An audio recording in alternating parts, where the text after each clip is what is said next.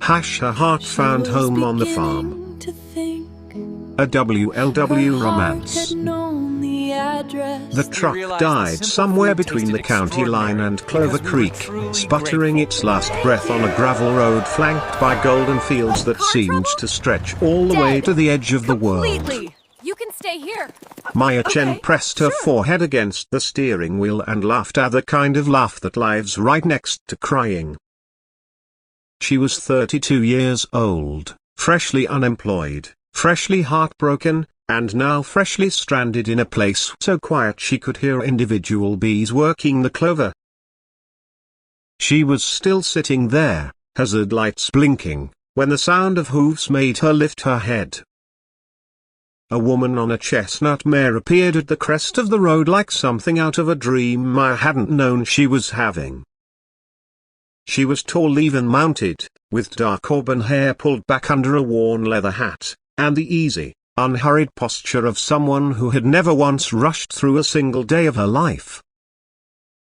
"Car trouble?" the woman called down. "Dead," Maya confirmed. "Completely." The woman swung off the horse in one fluid motion and tied the reins to Maya's side mirror with the casual confidence of someone who tied horses to city cars every day. She crouched by the hood without being asked. "I'm Wren," she said. "Wren Calloway. I own the farm up the road." "Maya. I'm just passing through." Wren glanced up at her from under the brim of her hat. Her eyes were the particular green of a field after rain. "Passing through to where?" Maya opened her mouth and found she had no answer. She had been driving west, vaguely, the way people drive when they're running from something they haven't named yet. Said Wren, as if that answered everything. "Come up to the farm.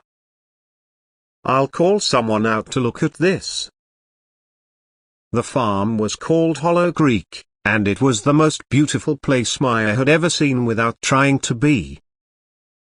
There was a white farmhouse with a wraparound porch, 2 barns painted the color of old brick, a lavender field that was somehow still blooming this late in the season, and an orchard on the hill whose apple trees bent in the breeze like they were listening to a conversation. 3 dogs of indeterminate breed came sprinting from nowhere to circle Maya's ankles. "They're friendly," Wren said. "Pay them no attention and they'll adore you." Maya paid them no attention. They adored her instantly.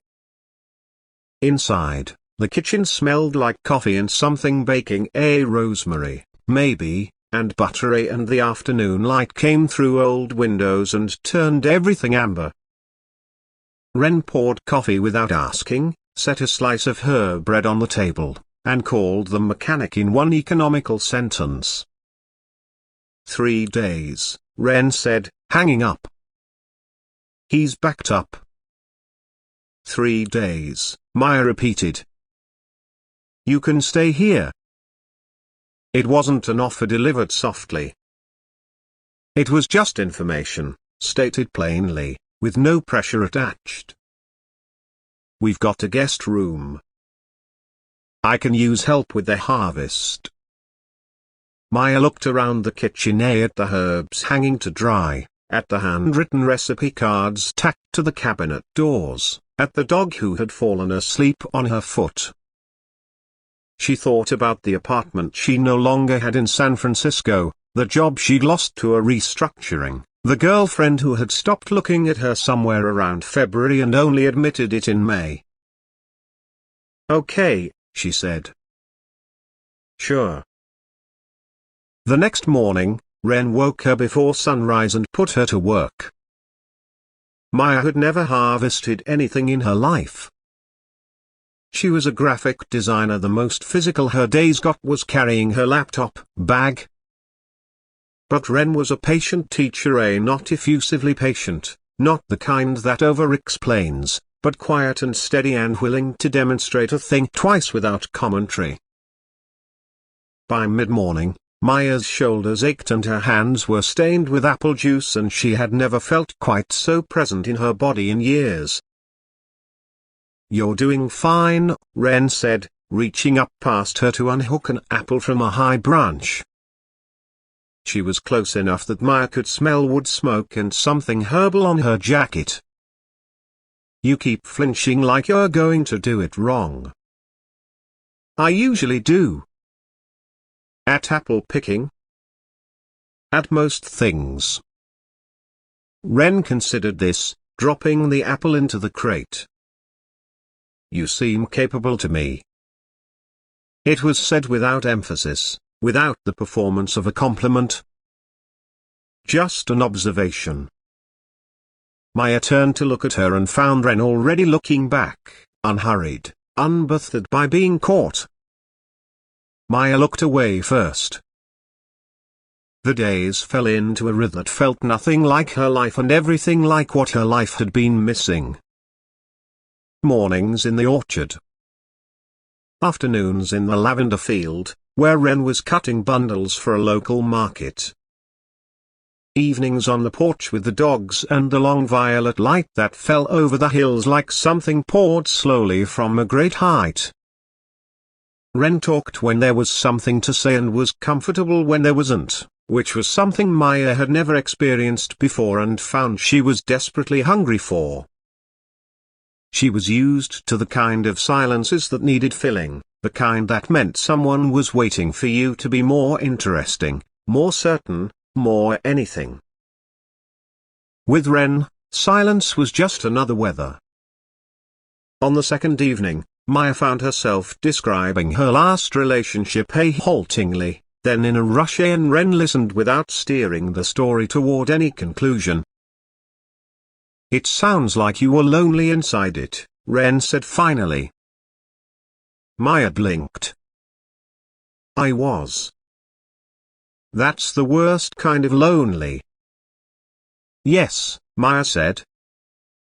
"And then, have you been?" Wren was quiet for a moment. One of the dogs climbed into her lap, all 40 pounds of him, and she accepted this without complaint. "After my mum died, 3 years ago, I took over the farm. It felt like I was living in a place that still held her shape, and I didn't know how to live in my own shape yet." She paused. "I'm better now."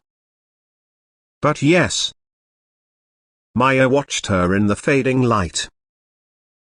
Wren's profile was serious and soft at once, and she had the feeling you get sometimes, rare and unnerving, that you have always known a person and are only now being formally introduced.